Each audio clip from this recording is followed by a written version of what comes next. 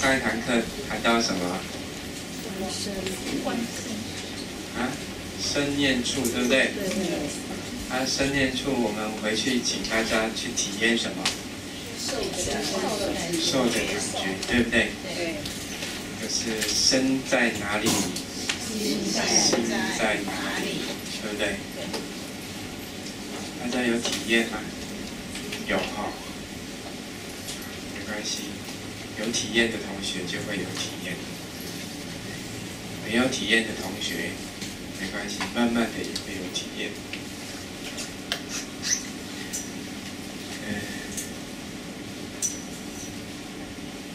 其实讲说要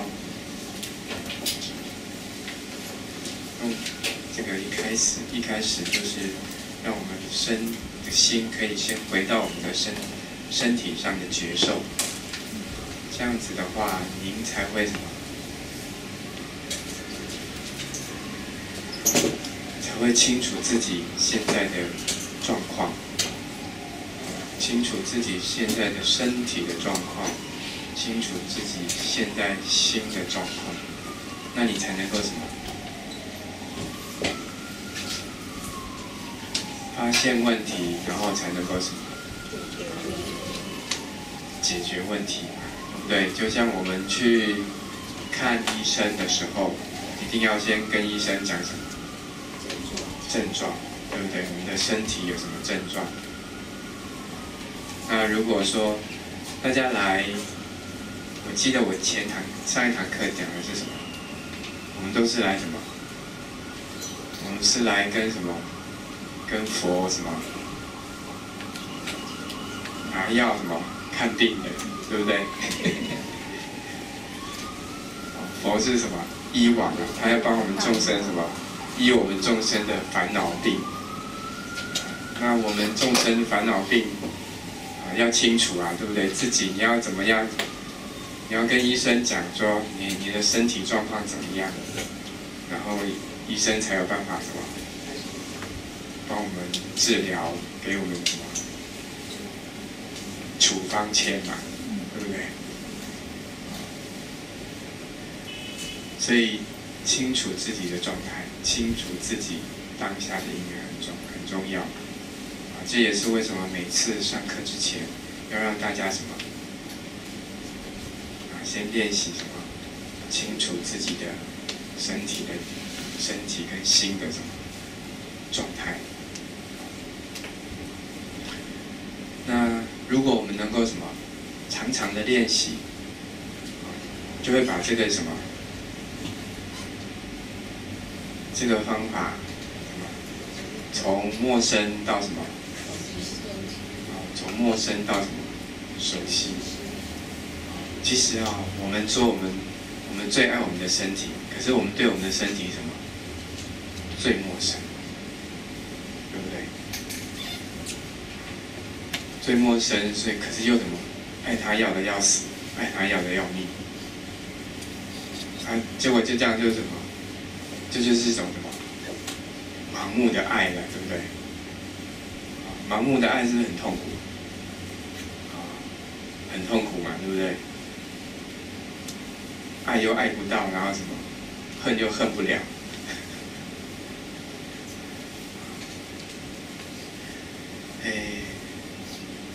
其实佛法就最根源的问题，就是要解决我们这个我们应该是众生的什么身跟心的问题。那一定要先从什么开始？先从身，慢慢的再进入到心。先从知道自己身体的状况，了解自己心理的状态，然后呢，慢慢的你就知道该吃什么药，该什么做什么治疗了。不管是大家是用念佛的，或者是禅修的方式，一定要把什么这个目标把它清楚。那在中国的天台宗里面有一个智者大师，有一个小止观里面，还有谈到一些什么禅修的方法，有一个25方便。25方便里面有一个部分我觉得应该是可以，因为可能让大家说去体验自己身体的感觉什么，会比较一个没有头绪它里面有一个25方便里面有一个叫做30调三世。30是什么事？就是3个阶段。就是一般最基本是什么？我们打坐我有3个阶段。第一个阶段要什么？入境，对不对？然后再来呢，止境，然后再来呢，出境。大家都背得很熟，对不对？那怎么用？那3世是哪3世？在入境、止境、出境的时候，我们要调什么？调我们的身，先从我们的身开始，对不对？然后呢，息先调我们的呼吸，然后再来调我们的什么？心对。所以3件什么？3个对象，就是在3个这个阶段里面去调整我们的身跟心，身。息心，这样子的话，你常常去练习其实这个就不是什么，就不是只有在什么打坐的时候，你坐在蒲团上面的时候，或者你在禅堂的时候才可以用到。这个可以什么延伸到我们的生活里面。比如说我们先从这个禅堂里面就讲，就是我们在上座的时候呢，先从什么？这个入境的阶段，我们是不是要先什么？把身体什么放松从头到脚，对不对？这是在什么调身了，对不对？身体放松之后呢，呼吸就什么就比较平稳了，就不会什么起伏那么大，你就比较能够察觉。然后呢，接着呢。慢慢的身体，然后呼吸调好了，然后才开始慢慢进入什么止境的阶段了，对不对？开始把方法提起来了，慢慢方法也是在重复什么？就是清楚知道，清楚的觉照，这个时候就什么？身息心，它就什么？主要是以心为主，调心为主，在止境的阶段，主要以调心为主。然后呢，当在我们这个止境的阶段，一定是什么？前一下是什么？方法用得好的时候，你的身心自然什么？你的身跟息自然越来越什么？放松，越来越什么？越平顺。然后呢，你的心就能够调得什么？越柔越细，方法就越深，用得越深。然后再慢慢的当听到“叮”一声，引磬要告诉我们怎么样下座了，然后我们是不是在调什么？先从怎么开始调？对，我刚刚不是说了一句什么？我们的心先动了，然后告诉自己什么？要下座，要出境了，对不对？所以这个时候我们出境的过程是什么？先调心，然后再什么？调我们的呼吸，然后再调什么？我们的身体。身体我们是不是开始要什么？先手指头动一动，然后脚趾头动一动，然后呢，慢慢什么？开始上半身顺时钟、逆时钟的摆动。这个在打坐的过程阶段是这样子。那在生活里面怎么用？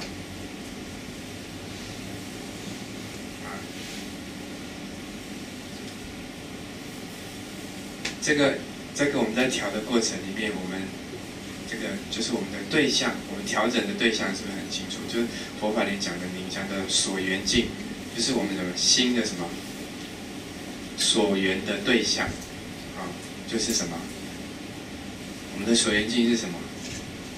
在入境的阶段是什么？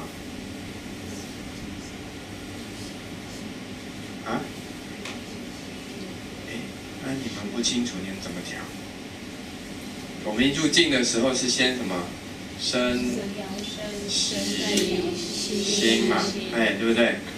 一开始可能是心还没有在调了，可能那时候还是有调，但是不是那么多。那时候比较多的部分是在哪里？身跟息，然后慢慢的，身跟息呢调了之后，慢慢的心就会越稳定，然后慢慢的就进入到止境的阶段。在这个过程止境的这个过程里面，我们是以哪一个为重要？哪一个是主要的？心。止境入境的时候是哪一个比较重要？身体。然后慢慢再到心。在这个止境的阶段，心是一个最主要。可是我们的心是什么？无常的嘛。方法会用的什么？起起落落的，好好坏坏。好的时候呢，你就什么，身体就越放松，呼吸什么就越深越细，甚至会到什么感觉不到呼吸。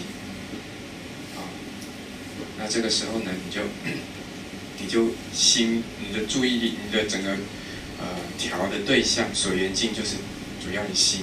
那当我的心有时候比较散乱的时候，或者昏沉的时候，我们这个时候在什么？再退到什么？调我们的身，调我们的息。这个过程是什么？是你自己的身心状况什么？可以去自由的去调整，随着这个身心的因缘，然后自由的去调整，然后再来当出境的时候，先把什么心。有本来很细的心，在方法上很绵密的这个心，慢慢的让它什么？因为我们在平常的生活里面，心比较没有办法那么什么，那么细，对不对？但是那个觉照力还是可以保持，所以我们只是把心调回到我们生活的一个状态里面，然后慢慢什么，再去调我们的息跟调我们的心。那这个是一个原则。同样的，我们在生活里面，比如说我们在做事情的时候，像各位现在在什么停课，对不对？那有没有入境、出境、入境、止境、出境的过程呢？有，对不对？好，那入境是哪一个过程？入境是哪一个过程？就是我们什么，各位要从你们的不管是家或者办公室来到这个什么教室的这个，都是什么属于入境的阶段那在入境的阶段，我们就要开始什么调身对不对？如果说你没有遇到什么我们之前的放松的时候，你就要什么？你在这个来的过程，你要开始什么？像我刚才从云来寺坐捷运，先坐摩托车到坐捷运，然后再从捷运站走来精舍这个过程，就是什么入境的阶段入境，对不对？然后这个时候就要开始什么调我的身身体就要什么保持端正对不对？我们不是都是什么先从身体什么端正，然后开始再放松，对不对？然后要清楚的知道身体的感觉，对不对？这就是在调身了，对不对？然后再来什么？你调身的过程，你的息慢慢什么就越来越清楚，然后你的息就越来越什么越平缓。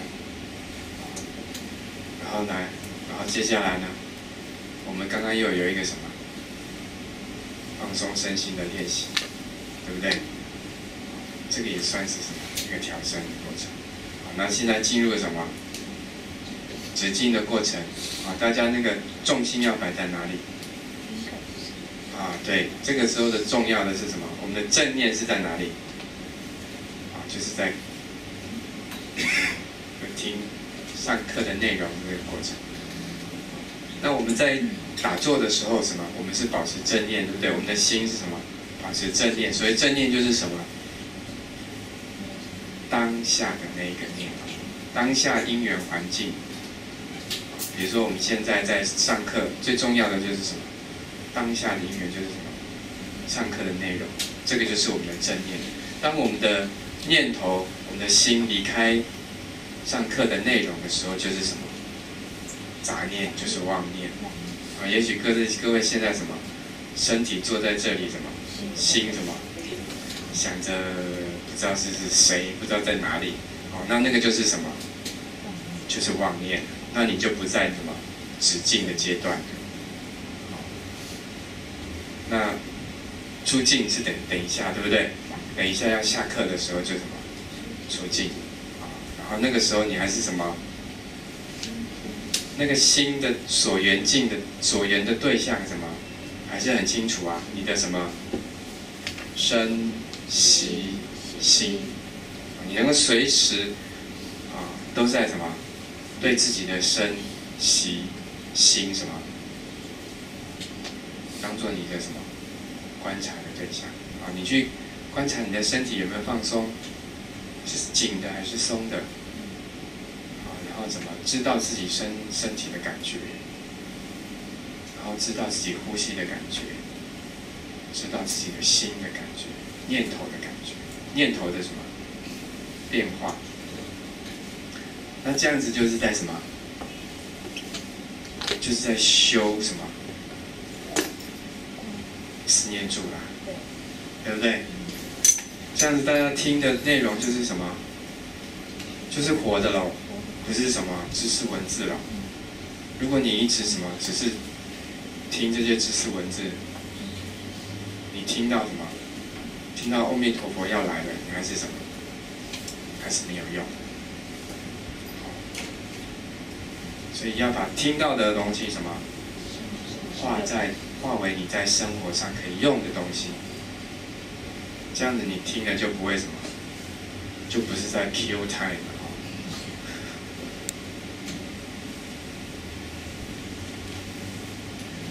同样的，你在做什么事，你办公室也一样啊，对不对？办公室或者是家里，你要很清楚的知道什么，你的所缘的对象是什么？还有就是说你当下的因缘，比如说我们在办公室里面处理不管是开会或者是什么，坐在电脑前面都能够什么清楚自己什么身心。也许那个比重什么，或者那个清楚度，为什么没有办法像我们在蒲团上，或者是说像我们没有其他的杂事干扰的那个状态，会什么？会没有那么清楚度的觉察力会没有那么高，但是什么？你至少还是什么？还是把那个方法什么延续着，那你那个觉察力、觉照力就有办法什么一点一点的什么增加它。所以在这边也是跟大家分享怎么样把我们所听到的、所学的。就是你什么？就是我们上个礼拜讲的什么？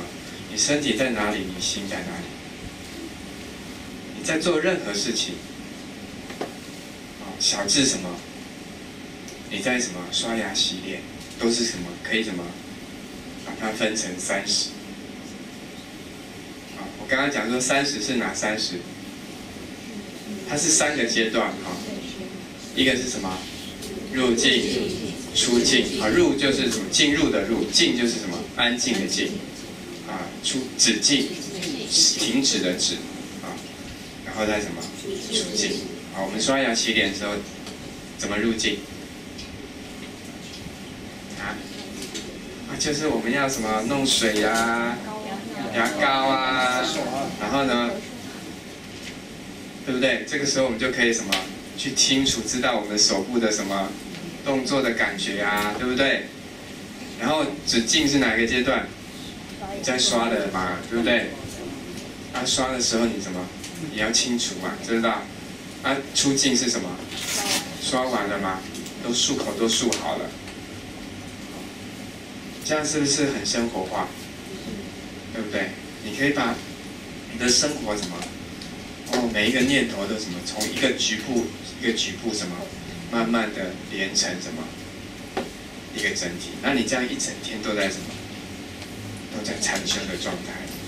那我可以跟各位保证，你这样子什么，很快就会开悟了。对呀、大家不要以为开悟好像很难哦。说很难是因为什么？是因为我们自己没有好好用功，我们自己下不了那个什么，那个决心，那个什么恒心。不然为什么你看，为什么佛陀时代那么多什么，那么多阿罗汉，那么多开悟的圣者，然后甚至他们有些什么资质都还没有什么，没有一般人。你看有一个什么周利盘陀伽啊，对不对？我们应该还没有周利盘陀伽那么的什么，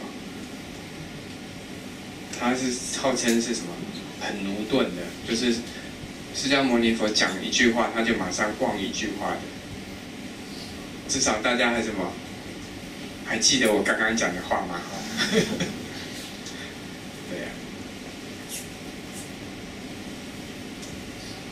所以法不是法，它并不是用来什么欣赏的，它是用来什么生活的。它也不是拿来听一听，然后当做什么兴趣的。它是什么？可以跟我们的生命什么产生连结的。这样法就是什么？就随处都是啊。你每到一个任何地方，你都在什么？你就在体验佛法，就在什么用佛法。那你在体验跟运用的时候，你一定会什么？身心会有反应，你一定会什么？身心很安定。一定这个身心的安定，一定可以让你周围的人什么感受到嘛？那你这样就是不是在弘扬佛法？对不对？哦，对啦，一定是的嘛。大家不要以为弘扬佛法好像很难，好像说哇一定要什么很会讲，然后什么还要很会演。现在不仅要会讲，还要会演。我们身心就是最好的嘛。最好的道场，最好的什么？宣扬佛法的一个工具。修行不是只有在道场，也不是只有在蒲团。佛法也不是在什么，在寺院才会有，而是什么？你当下去体验，当下什么？去运用，当下就是什么？当下就是道场，当下就能够体验到佛法。上个礼拜谈到什么3、4嘛，好，那我们再重新从这个从起手皈依妙法藏，一直到什么随机引导非强力这边有提到什么妙法藏啊？妙法藏是指哪些呢？8万4千法门嘛，对不对？其实最主要，它后面主要还是在谈什么3、4、2、5什么理圆明，然后什么7、8能开4谛门。那3、4、2、5、7、8这是什么？4念处，然后呢4正勤，4如意足，然后呢这个5根5力7菩提分，然后8觉支就是8正道分哈。然后呢还有什么最根源的、最根本的是什么？能开什么4谛门啊？所以佛法的妙法藏还是回到什么苦集灭道，不离开什么苦集灭道。所以我们说佛法8万4千法门，可以回归什么4谛。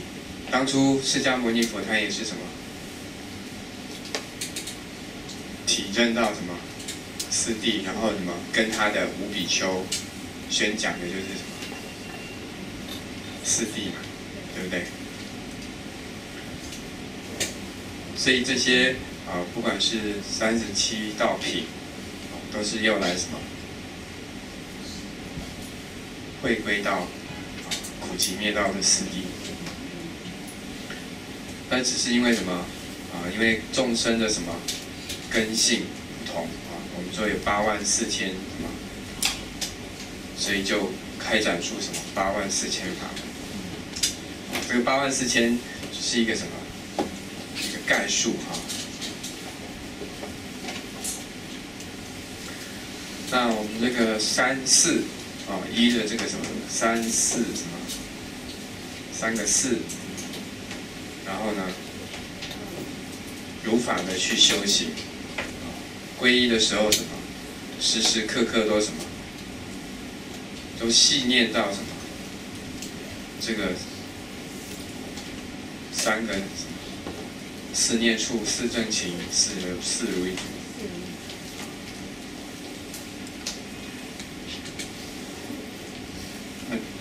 然后接着呢，再用什么2个什么五根五力哪5根啊？信、静、念、定、慧。其实这个5根跟5力，它2个是什么？是相同的，而且是什么？相依相存的。5力是因为什么？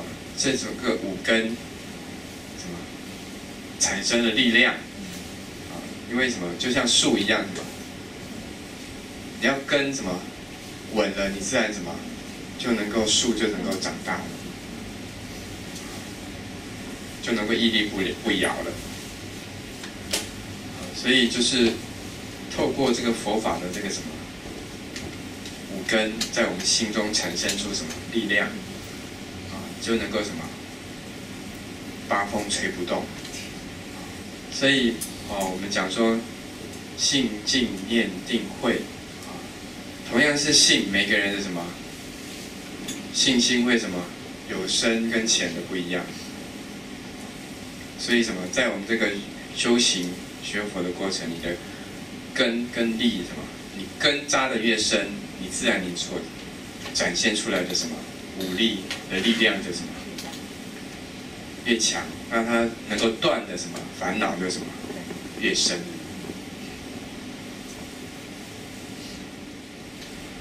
所以，就是佛法它整个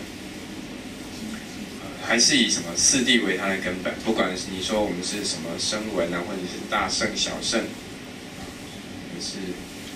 都必须要什么了解，而且清楚的了解四谛。你要清楚的了解，而且要记住了之后，你才能够才什么进一步要什么去起修嘛。如果你要去修，你讲说我要修行，可是什么？我要修什么？我要什么修？我都不清楚。那怎么修行？那这样谈的修行是不是都比较什么空泛、空谈嘛？所以说我们要什么？要离苦，要离生苦，离辛苦。我们一定要先对我们的什么身心要什么清楚啊，不然你说我要离苦，我要离苦，那就一直在那边喊说我要离苦，可是什么，却一直在什么做那些让我们痛苦的那些因，那这样子怎么离苦呢？对不对？所以我们先清楚自己的身心的状态，你才有进一步什么可能对症下药。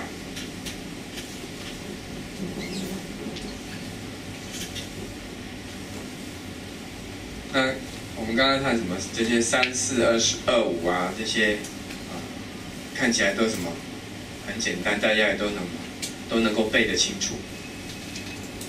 但是怎么用？是不是要什么？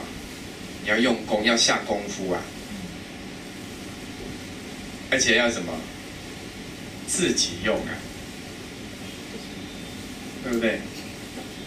如果说你们都不用，然后呢，然后有一个人在那边一直讲，你们就是听。那讲完了之后怎么？还是他的啊？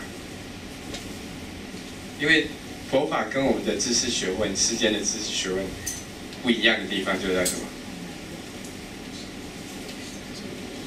它是必须透过你自己亲身去体验的，你才能够什么了解、懂得、知道这些语言文字背后所代表的意义。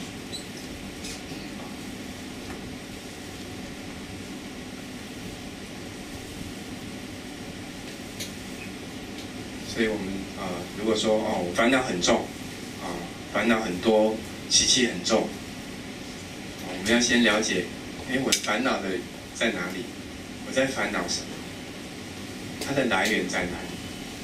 然后什么？我的习气是什么？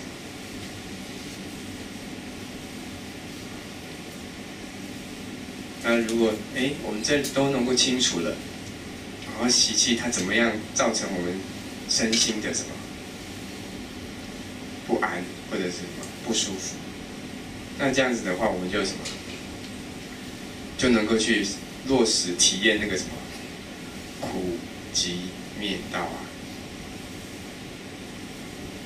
这样子的话，那个苦集灭道对你来讲，它就不是什么，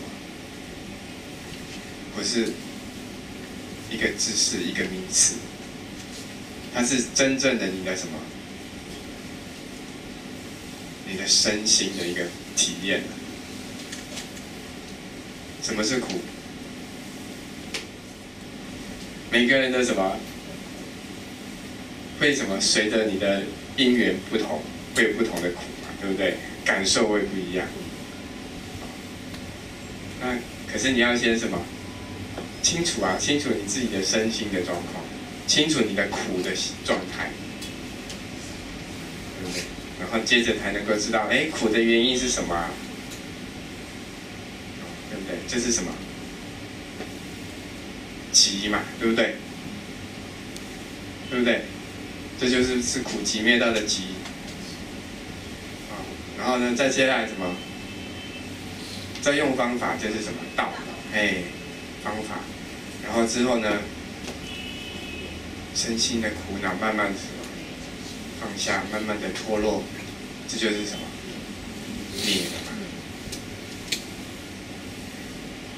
那大家在上课的时候有没有苦集灭道？有没有？听课的时候有没有苦集灭道？其实我们众生都是什么？时时刻刻都在什么？苦集灭道有学佛的人可能就什么苦集灭道什么就比较熟悉，然后什么，如果你有在用的话，你就什么就能够很完整的体验到所以比如说我们刚才在练习放松的时候，就是什么一个苦集灭道的一个循环一个体验对不对？我们刚来的时候因为今天很忙嘛，大家什么身体也什么也会比较紧绷，然后什么里面的什么心什么也是什么念头妄念什么纷飞这个是不是苦？我们之前有讲到什么是苦了嘛，对不对？那我们就知道我们就要开始什么，知道苦的原因在哪里，然后开始什么苦的原因就是我们身心什么紧绷，然后开始什么用方法啦，放松啦，对不对？然后再来呢，身心就放松了，就不苦了，就安定了，就是不是就是一个苦集灭道？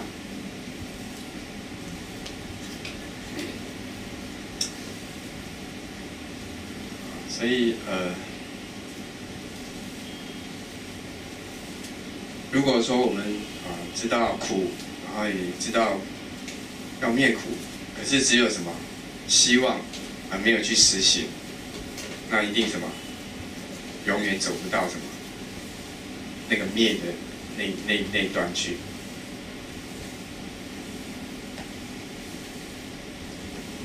所以就是什么，我们透过什么四谛，然后再用什么37，这叫助道品。37一般我们讲什么助道品，就是什么帮助我们达到什么灭苦的这个什么方法。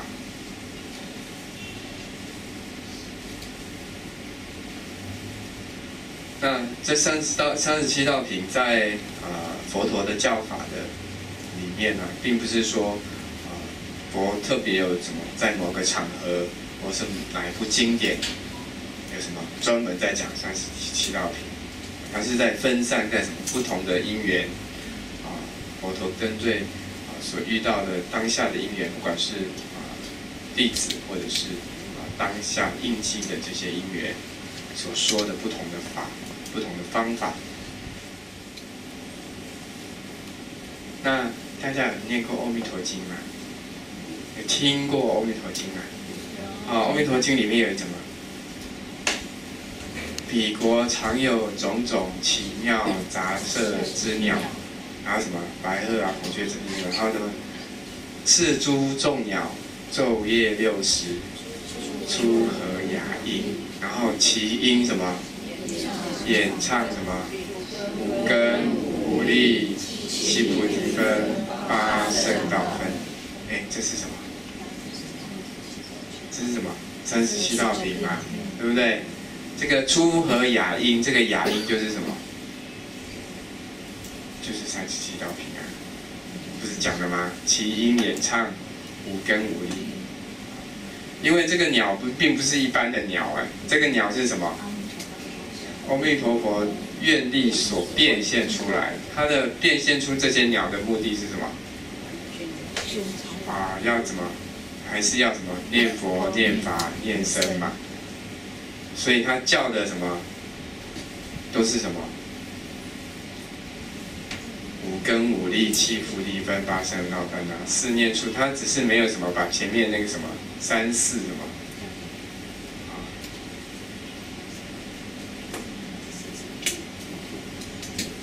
如是等法，当然还有其他的什么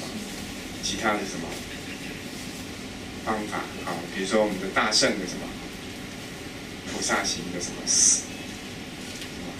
6度万行，6度万恨。所以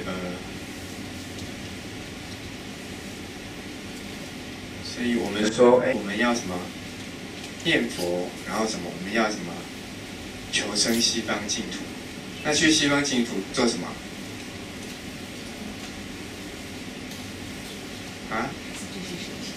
去西方净土什么？去那边享福吗？那边是有福啦，没错，而且是要大福德才去得了。所以去那边都是什么？享大福德的。这个大福德不是什么？当然也可以吃得很好，也可以穿得很好。你要想要吃什么，就是可以吃什么；想要穿什么，就可以穿什么。可是那时候什么，那个已经不重要了，因为每个人什么都很好没有什么好比的。你想要有多好就有多好。你讲说什么思一得一，思十得十，都是用什么？你只要想的就可以了。当你什么证得无生法忍的时候，你就什么入不退转了。不退转就是什么？就已经什么？就已经登地了。你就已经是个什么菩萨了。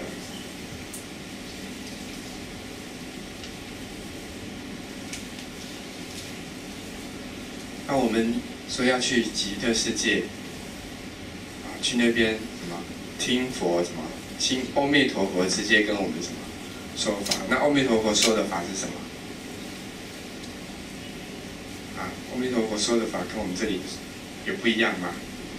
还是在讲什么37道品四圣谛苦集灭道对不对？所以我们现在什么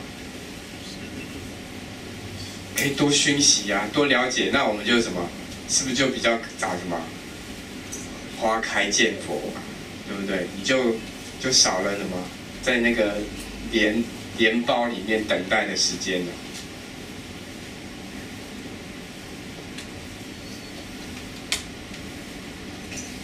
所以我们如果说多了解一点，然后什么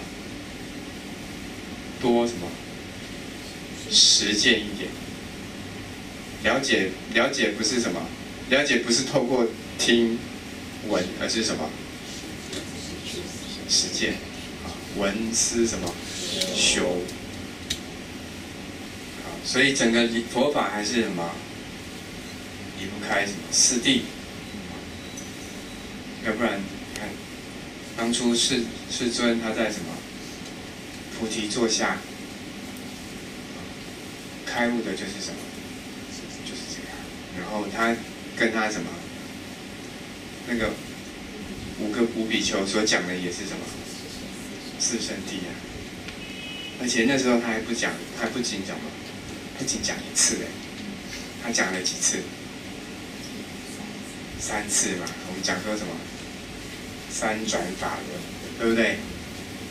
为什么讲3次？因为什么？不同根基的众生嘛。那个五比丘他只要什么？他只要讲一次，而且讲的是什么？只是苦，只是集，然后什么？他们就开悟了，就证道了。对不对？这叫什么？初转。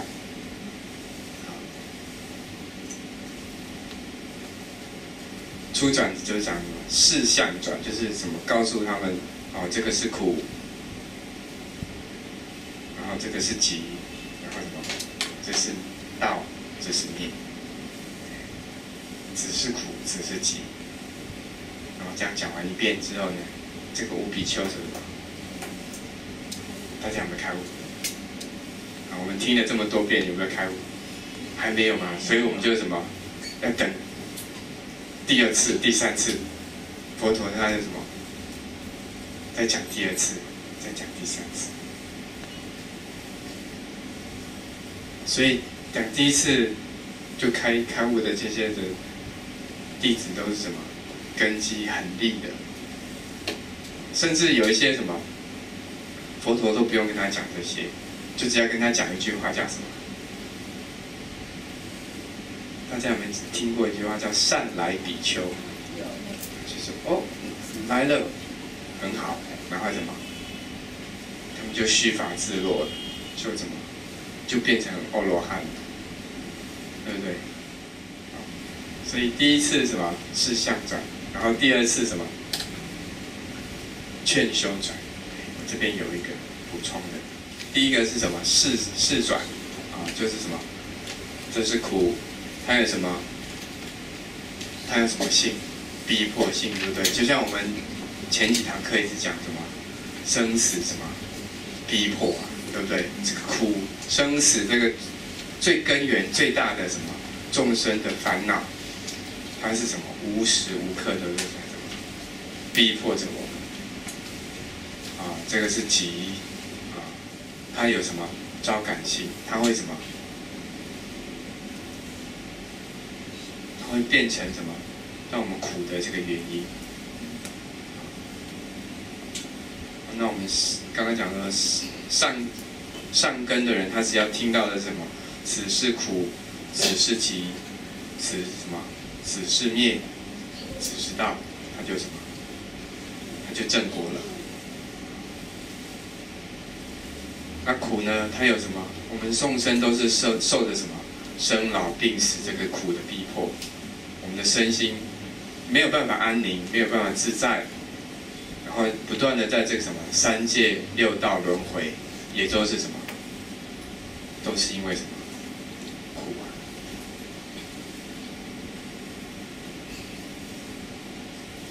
所以它是一种什么逼迫性？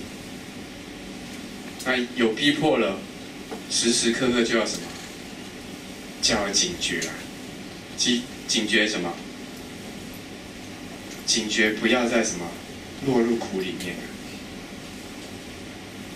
警觉知道，什么是苦的？什么是招感我们苦的什么原因？然后什么？精进不懈怠，放逸，从一念一念，然后慢慢到什么？念念都什么？都清楚。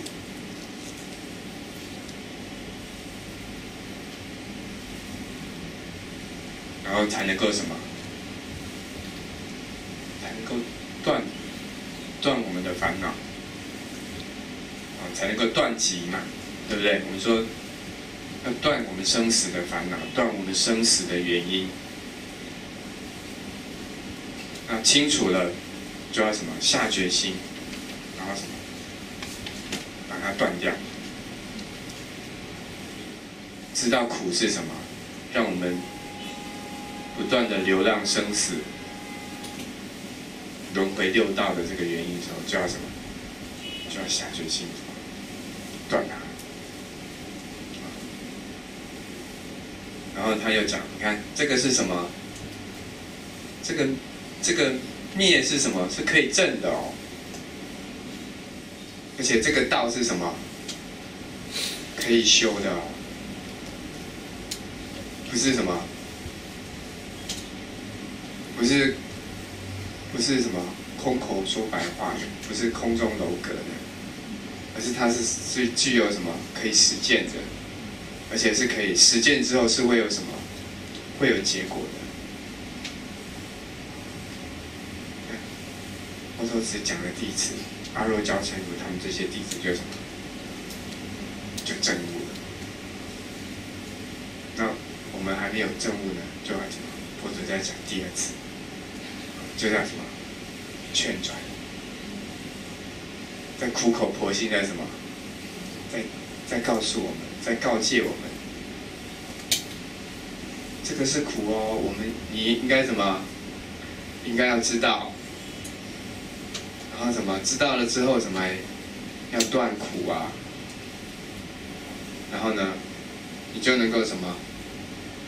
有方法来修，然后才能够什么证到灭苦的结果。佛陀又什么？又在苦口婆心的再讲第二遍。可是还是会有一些什么，像我们一样的嘛，这个根基什么比较驽钝，比较什么？佛法里面讲比较下列的，还要再讲什么？第三遍啊！而且佛这个时候还把自己搬出来，对不对？你看我已经证到了哦，表示什么？是有可能的哦，不是我随便说说的哦，也不是只有我一个人才有办法做得到哦，每个人都有可能做到哦。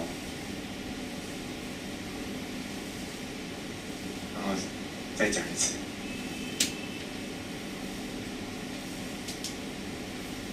所以你看佛在什么，就是这么的什么苦口婆心，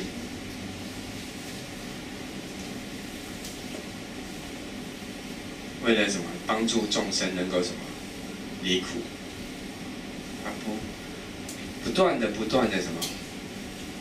讲一次，再讲一次，然后呢，再讲一次，不断的重复的讲，目的就是要帮助我们众生能够什么解脱生死的苦恼。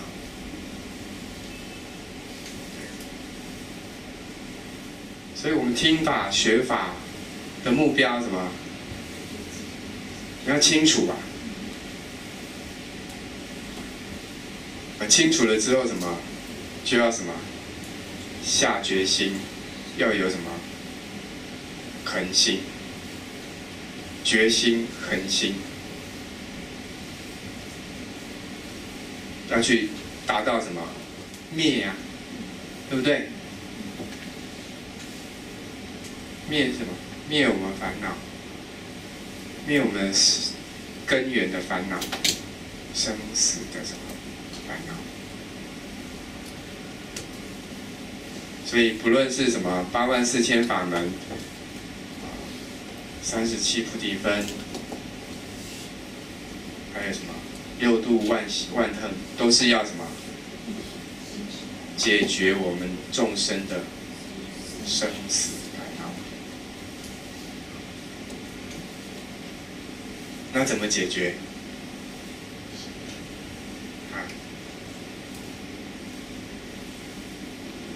不是已经讲了吗？苦集灭道啊，对不对？清楚知道什么苦，然后呢，苦的原因，然后什么，再用什么灭苦的方法，就是道嘛。然后你就什么，你身体不舒服，要先找什么？知道自己身体哪里不舒服啊？为什么不舒服啊？然后呢，才能够去什么？告诉医生，医生才给我什么治疗的方法。然后我们用了方法，吃了药，才能够什么健康啊，灭啊。所以从一开始身在哪里，心在哪里，然后到现在什么30调30。都是要解决我们什么问题？生死问题。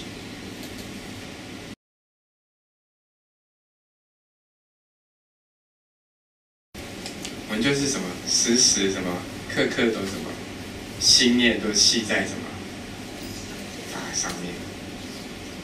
好，我们心系在法上面的时候，就不会什么，就不会跟烦恼相应了。如果我们的心呢没有系在法上，就会跟什么相应？颠倒妄想啊！常常什么做法义的思维，然后什么闻思修，这样我们的烦恼就能够什么一天一天的什么减少。我不是随便乱说的哦，我是有证明的哦。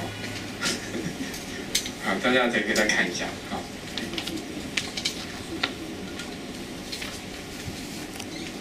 你看，这个是刚刚这个之前《三转法轮经》里面就提到，这个稍微再讲一下好了。你看，刚刚讲说苦集灭道苦集，然后顺。苦灭道圣地，然后第一个是什么？应知、应断、应证、应修。已知、已断、已证、已修。然后就是什么？我已知，对不对？我已证，我已断，我已修。接着再讲刚刚那个其实，在佛陀时代有一个毗陵伽婆蹉尊者，大家有没有听过这个尊者？这位，我讲一个故事，可能大家会比较熟悉。就是以前有一个什么阿罗汉，他什么已经证到阿罗汉了，然后每次什么，因为他过去呢500生是什么？是一个大富长者的一个家庭，然后他。每次要过，他证阿罗汉之后，他每次要过河呢，然后那个因为阿罗汉他能够什么所以他就那个河神就要什么，就要把那个水什么停止，让那个阿罗汉可以什么过河。那每次呢，他要过河之前，因为那个河神他过去500世的时候是什么？做这个什么？这个阿罗汉的那个什么奴婢，所以这个阿罗汉呢，那个习气还没有断。然后他每次过河都会什么叫那个那个河神叫什么？叫他小婢，就是奴婢那个小婢什么？把这个河什么止流，就是把它停止下来。那1次2次什么，这个河神什么，心里当然不舒服啊。你叫我1次，可能偶尔什么算了，反正什么你是阿罗汉什么，我也没办法。可是什么每次什么过河，每次这样讲，那如果我们被这样讲，心里会什么不舒服啊？所以什么河神就跑去跟什么，跟世尊告状，世尊才告诉什么，告诉这个弟子们什么。这个尊者的这个因缘，就是因为刚刚我讲的那些，他过去500世什么，都是一个什么，都是这个河神的什么主人嘛，所以他当然什么，每次看到这个河神都叫他什么，小卑哈，奴婢嘛，因为他过去500世都是他的奴婢，所以你看习气的什么，这个影响很大，对不对？现在不是讲这个故事，是讲什么？这个迦陵伽婆娑，毗陵伽婆娑怎么样？怎么样变成尊者的？怎么样正道的？好，你看他毗陵伽婆娑这是在什么《楞严经》里面就有提到，他什么正道的因缘。因为什么毗陵伽婆娑他什么听什么世尊告诉他什么普及灭道这个什么甚深这个殊胜的这个方法，然后他就什么就时时刻刻就什么，因为他当时听法就非常欢喜，听到什么觉得这是什么无上的一个什么大法妙法，所以他就时时刻刻就把它挂在心里面，念兹在兹。不管是走路啊、吃饭啊、睡觉、行住坐卧都什么，都想到什么，都心念在这个什么四谛法上面。除了什么心，除了口念啊，心还是念着。然后什么真正的什么去修它。所以你看，他什么后来怎么样？他怎么样证悟的？他就有一天什么要去乞食嘛，然后怎么经过了什么城门然后呢就没有，因为太专心了，就没有什么没有注意那个路，然后呢就什么就被什么被毒刺什么刺到脚，然后他刺到的时候什么？就什么？当然，我们被什么身体被什么被刺到的时候，一定什么？第一个是什么？会痛啊，对不对？然后他就想说，是我的身体在痛，还是谁在痛？那怎么会一个我会有两个人在，会有2个对象在痛，对不对？怎么会身体痛，然后还什么心也会痛？那到底是心痛还是什么脚痛？他就一定什么，他就不断的这样思维，然后呢，慢慢就什么，就心清净什么，清净心什么无痛觉，然后就开始什么，哇，就一直什么摄念未久，然后身心什么忽空，就已经进入了什么？身心统一、内外统一的一个什么状态？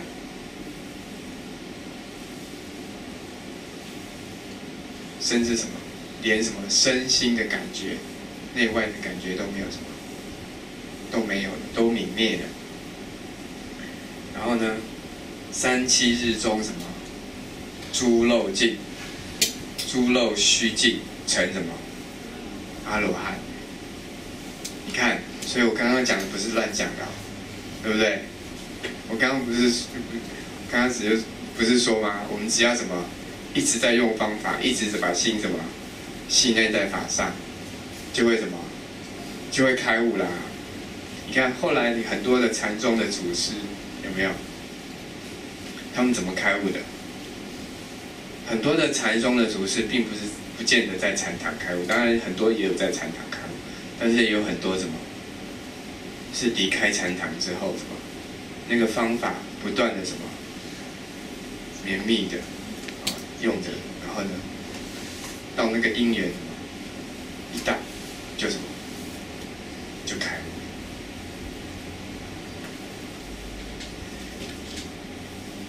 所以并不是我们没有办法证悟，也不是什么证悟的什么太难证悟，而是什么？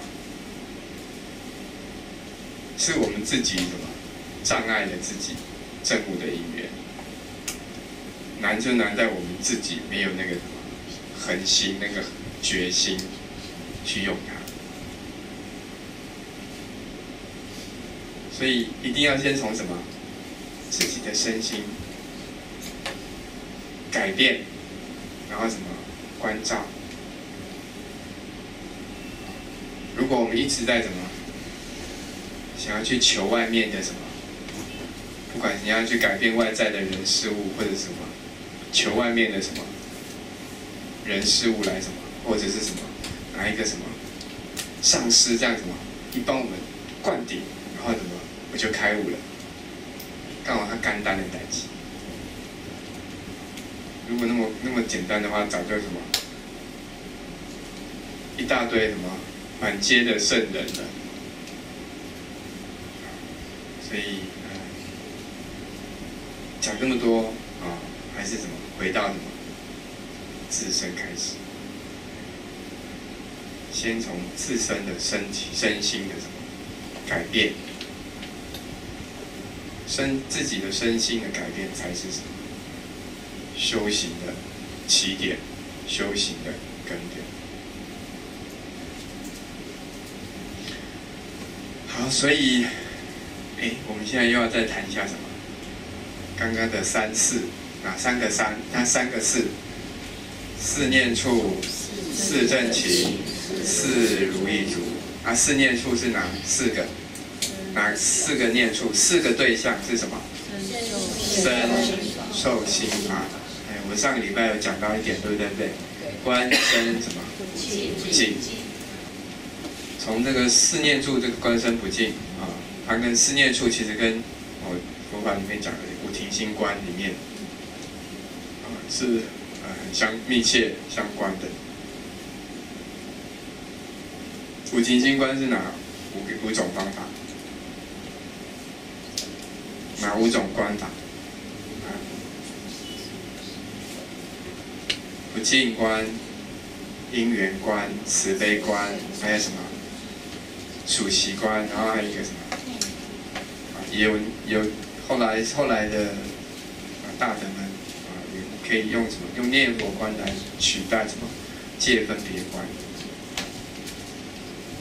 然后它分别是对治我们什么样的烦恼？不净观是在对治什么？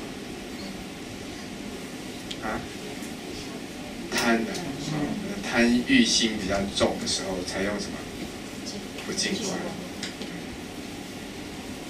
不净观，我们上礼拜讲，除了什么身体的什么不净，还有什么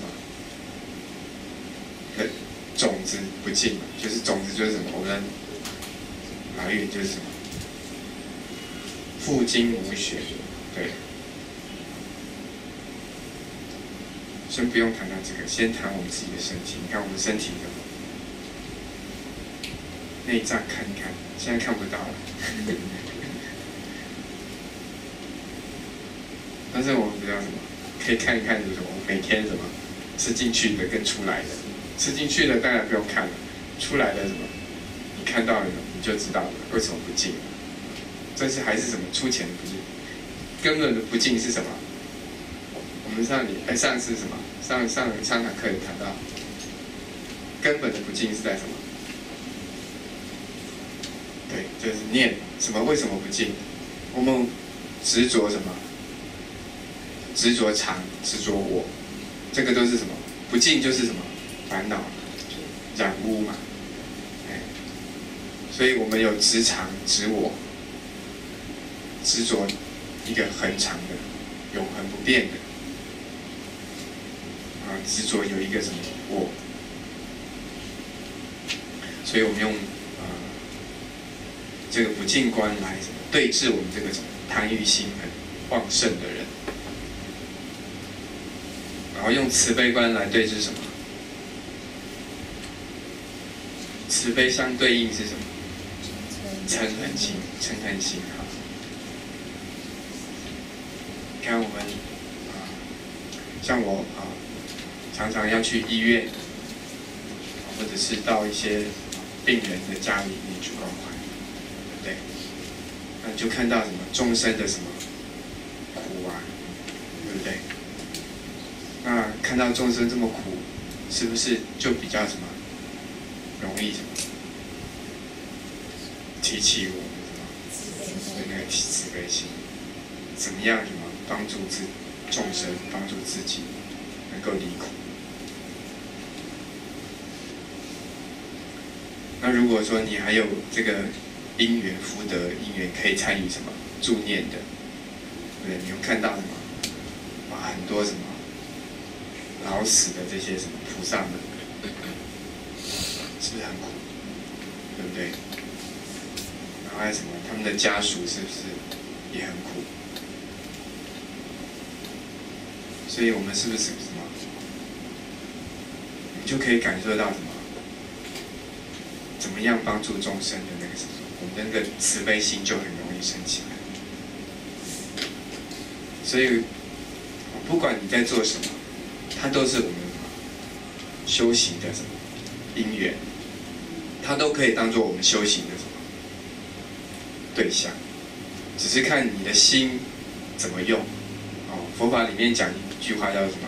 善用其心，对不对？我们每天在面对不同的境，境是它是什么？它是不断的在变化，它是因缘和合的。我们可以掌握的因缘什么？其实很小，是微乎其微的。多数的什么是我们没有办法掌握的。可是我们可以掌握什么？我们自己的心啊，我们用什么心去对它？对待那个境界。如果我们用什么一个善的心，用一个慈悲的心来对的话，来对这些境界的话，那它呈现出来的结果，对我们自己而言就不同了，对不对？外境也许没有变，可是至少我们内心的感受就不同。那对你来讲有没有变？就变了。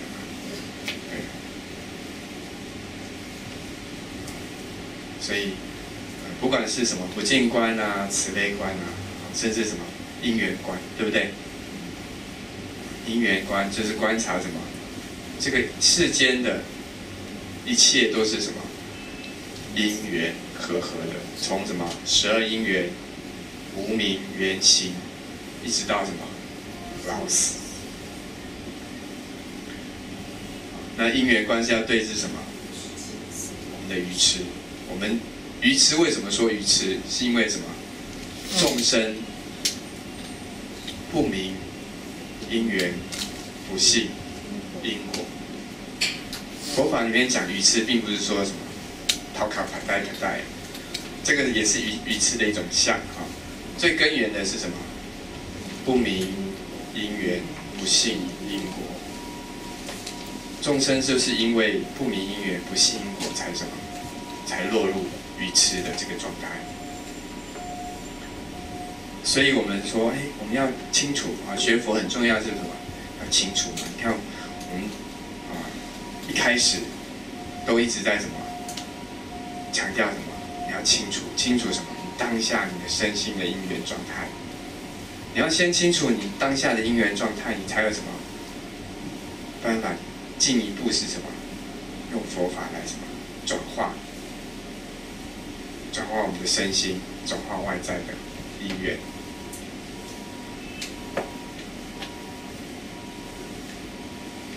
然后接着是什么？数息观啊，数息观就是我们很多同学上禅修班、禅训班的时候啊，老师都会讲说什么啊，注意什么？自己呼吸，然后呢，去什么？把呼吸安上什么数字，然后呢，然后去从1到什么10到10，然后呢再从什么，再从1到10，大家都知道吗？都会用吗？会用，用得好吗？很好，很好，有信心。我在这边顺便跟大家分享，我们有时候在数息的时候会有一个就是会落入惯性。惯性的话就是什么？就是因为心没有什么，没有用在那个当下的那个因缘上面，所以就变成什么？就会变成是一个重复的习惯。那我们有什么方法来对治这个惯性？比如说，你可以倒回来数啊，或者是什么跳着数啊。如果跳一遍不够，什么再多跳几遍啊，或者是什么跳的范围再大一点啊，对不对？135或者什么150这样跳啊，让你的心什么？因为你的头脑太复杂了，所以什么方法就要什么用复杂一点的来对治它。还有一个就是什么？我们有时候那个数字跟呼吸啊，有时候如果你是先放数字的话，你就会变成什么？是用数字去控制你的呼吸啊，所以你是什么？先有呼吸，然后什么？才有数字，也就是什么？当我们呼出来之后，你数字才什么？才放上去。不是什么？你数字先放，然后什么？呼吸再出来，或者是什么？呼吸跟数字同时出来。这样的话就比较不会什么控制呼吸，是顺带一提的。说顺带也是什么？其实也是什么？也是很重要的方法。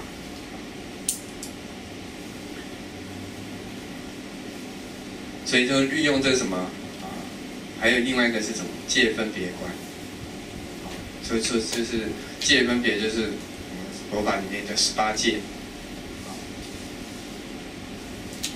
，6界或者18界，这是为了要怎么对治什么？我见比较重的人。那另外还有就是念佛观，我们就用念佛观，后来的就用念佛观。最早的念佛观它是什么？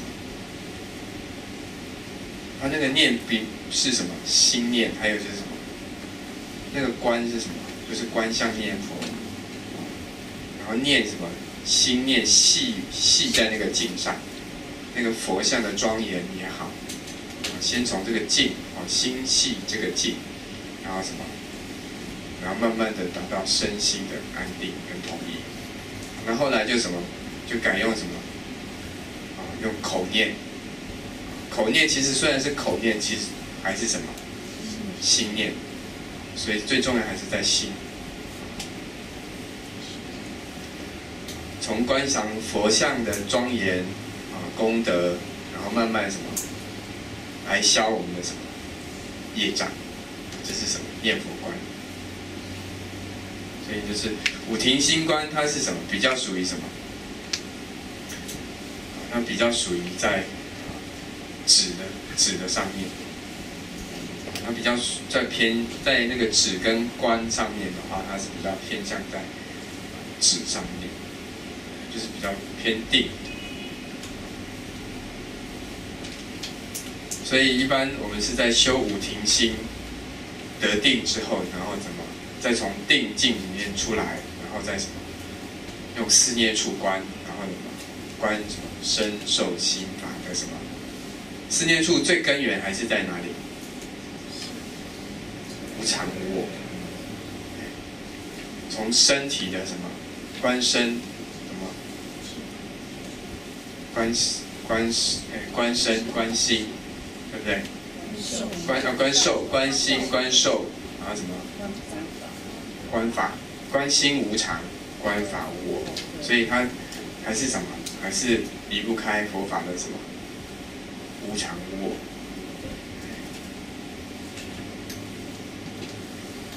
所以先从五停心观修止，然后得定之后，再从定里面出来，什么？由定而发什么？发慧，然后去观四念处，观身受心法，从五停心，然后再用什么有漏的智慧来观察。那个时候五停心的定的时候还是属于有漏的。就是有烦恼的，还是有我的，你还是有一个我，然后再透过什么身受心法的四念处观，然后什么开发无漏慧，无漏就是没有我，没有烦恼的这个慧，然后什么达到出三界的目的。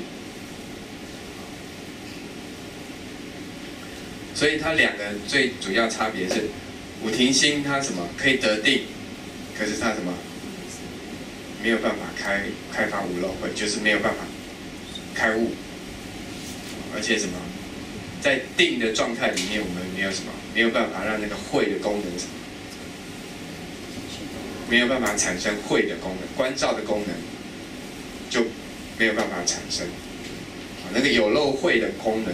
观照的那个能力就没有办法自然的让它产生，自然就没有办法什么去观照，就没有办法得到智慧，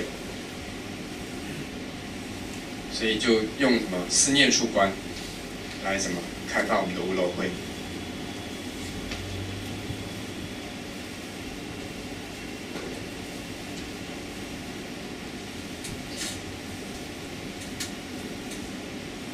那这个是属于就是在佛法里，它属于次第的禅观，就是什么？它是有什么？有阶段的、阶段性的，先从什么？先得定，然后再什么？再开发智慧。